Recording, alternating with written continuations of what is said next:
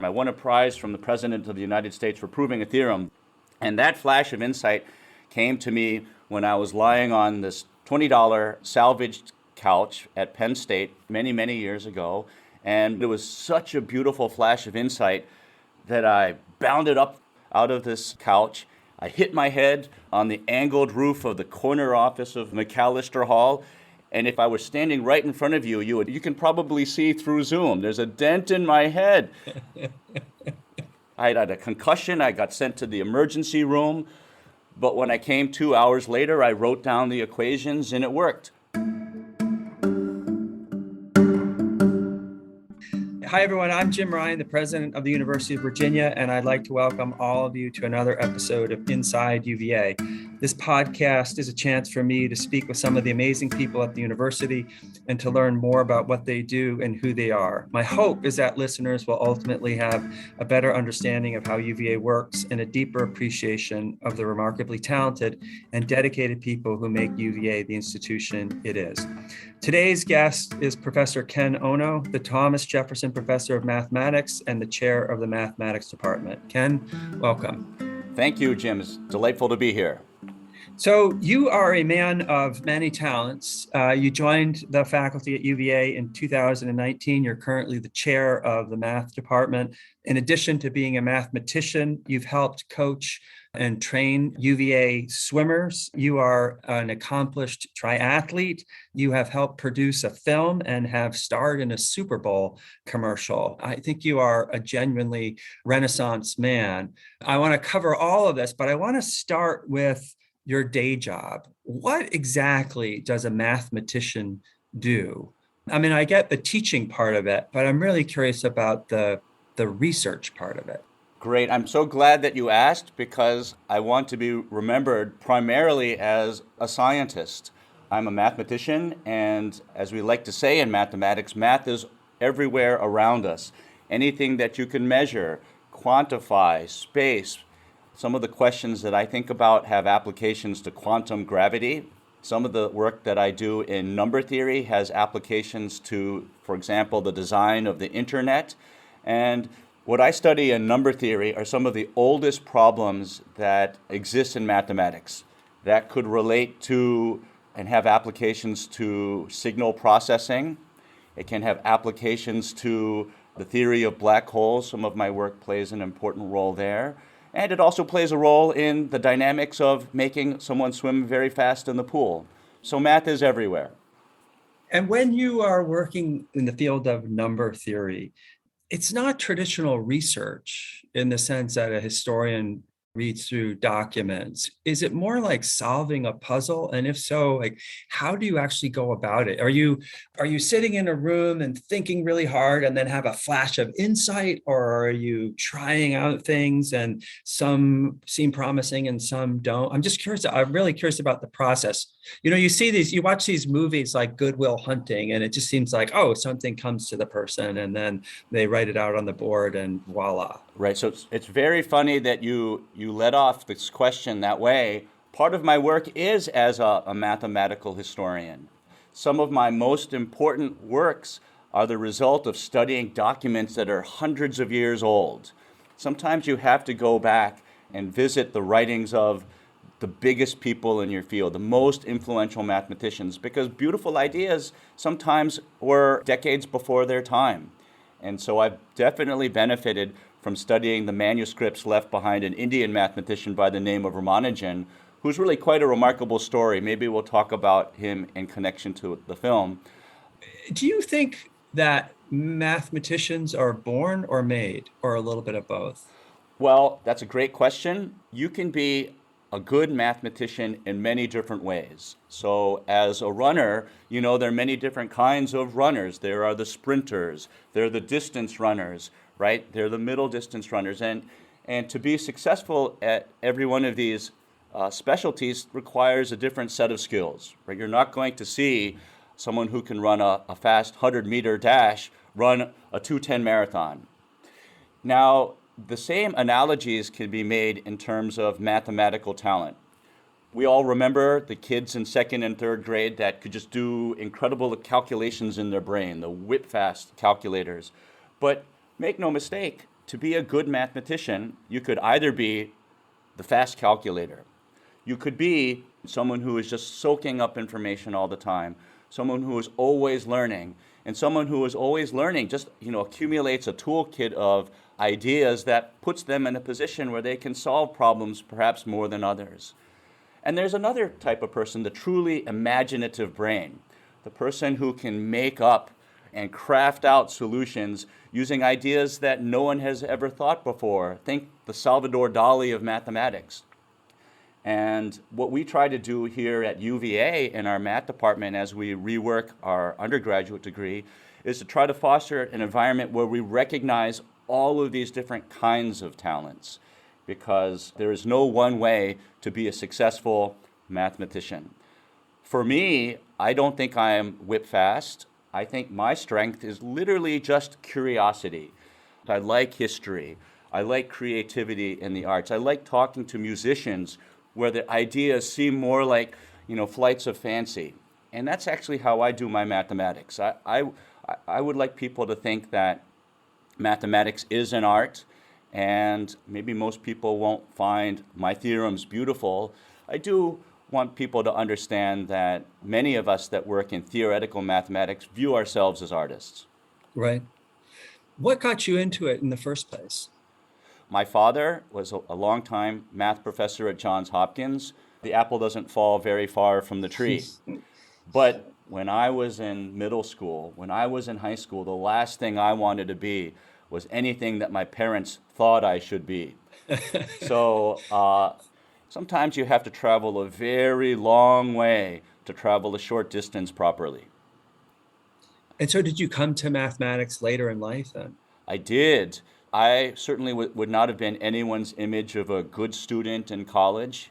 I was always very good at seeing and understanding how theorems worked very quickly. And so for many years, until my mid-20s, I thought mathematics was something that you just see.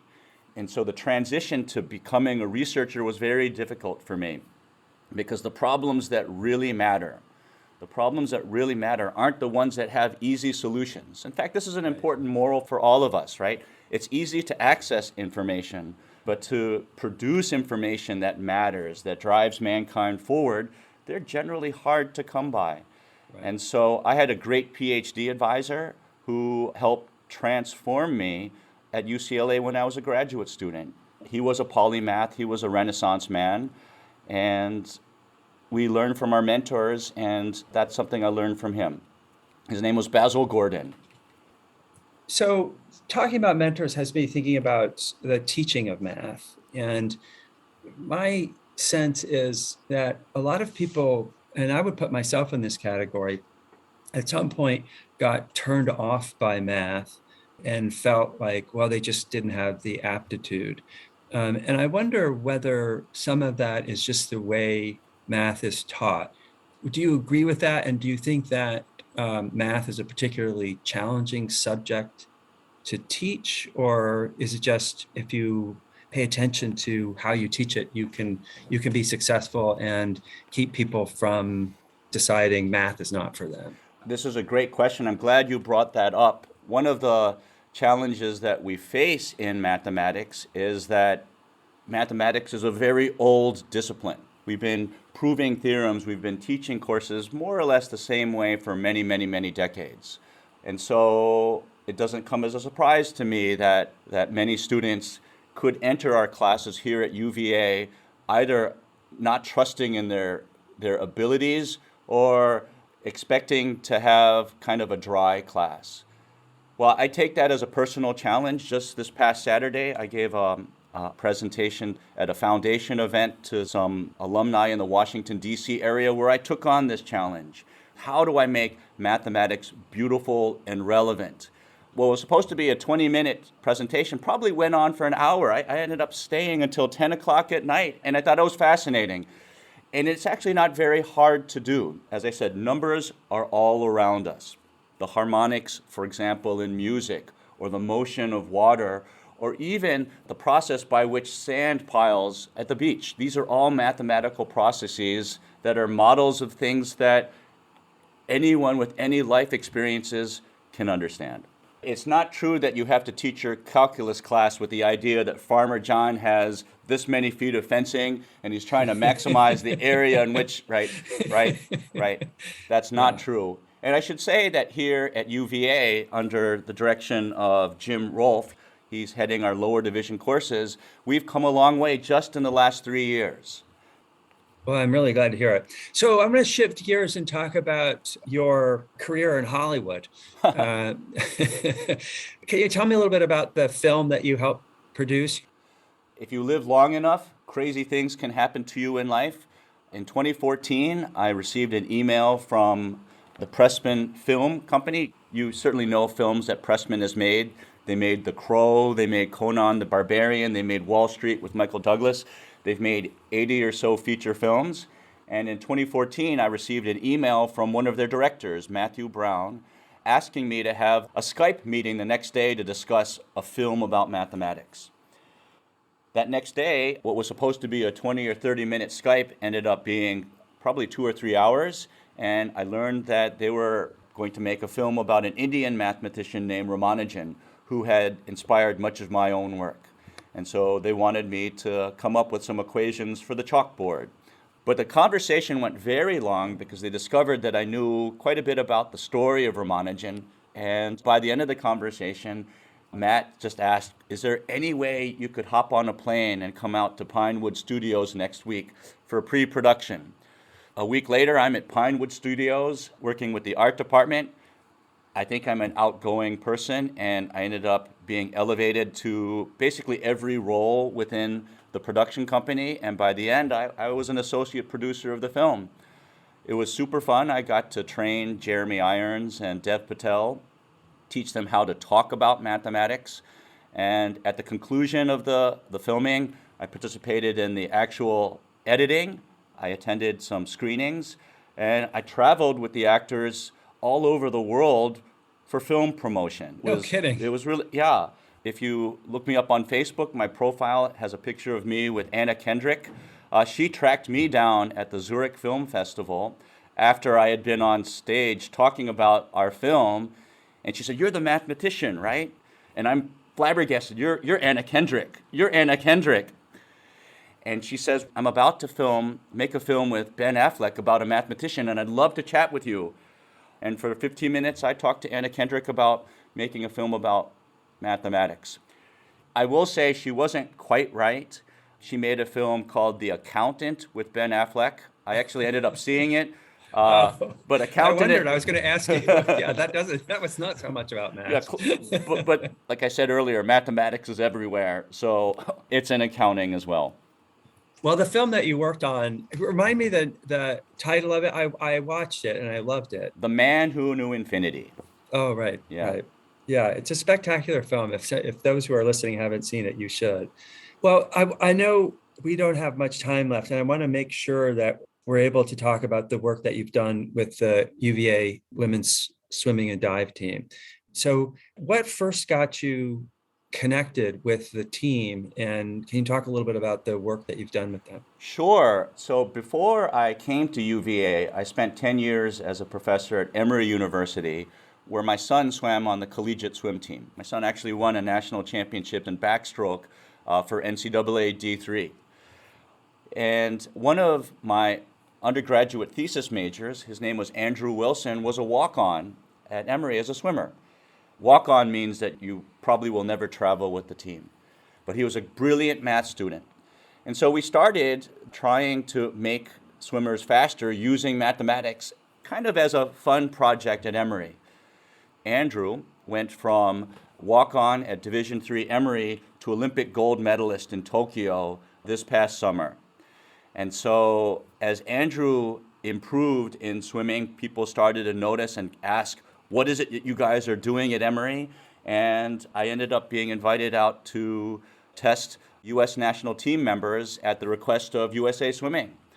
So when I arrived here in 2019, Coach Todd was already aware of some of the work that I had done, and he reached out to me, and it's been a blast. And so... What do you actually do? I don't want to give away too much of what we do. Fair enough. Right? Some people think I should start a business. That's not what I want to do. I've had waterproof accelerometer gyroscopes assembled that I place on the swimmers to collect reams of data with regard to their execution of their various events. And anybody can do that part. These streams of data are massive, 512 data points every second. But then comes the mathematics. And so the mathematics that we do, some of it is relatively simple data analysis, but some of it's actually also very significant and rather complicated. Completely analyzing one swim that might be 2 minutes long could take 5 hours for us to analyze properly. And so swimming is simple periodic motion, right? You take 10 strokes this way, 10 strokes back, but you want to find the targets of opportunity where there are departures between swimmer A and swimmer B. And to do that very well is very time consuming. But I think it works. I think it works. Well, it seems to be working really well. Ken, thanks for taking the time. It's really been wonderful to speak with you. All right, thank you, Jim.